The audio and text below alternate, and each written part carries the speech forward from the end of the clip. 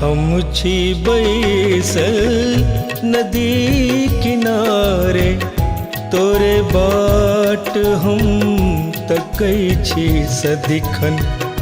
हम छी बैसल नदी किनारे, तोरे बाट हम तकै छी सदिखन।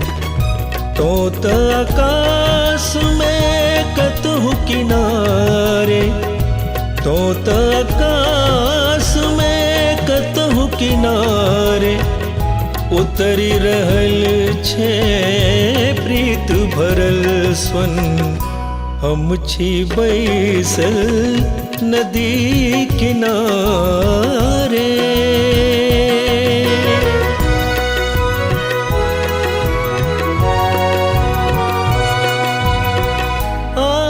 गवैये कैदी हियरा, झूम चलल ओ शब्दक तन मन। तो आकाश में घूम रहल छे, तो आकाश में घूम रहल छे, उचरे पपिहा प्रीत भरल प्रण। हम छी बैसल नदी किनारे, तोरे बाट हम तकै छी सदिखन।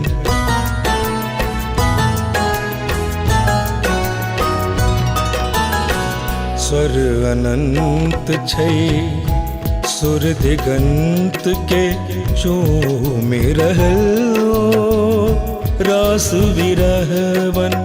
तो आकाश में इंदुमतिक संग, तो आकाश में इंदुमतिक संग, उतर रहल छे प्रीत भरल छन।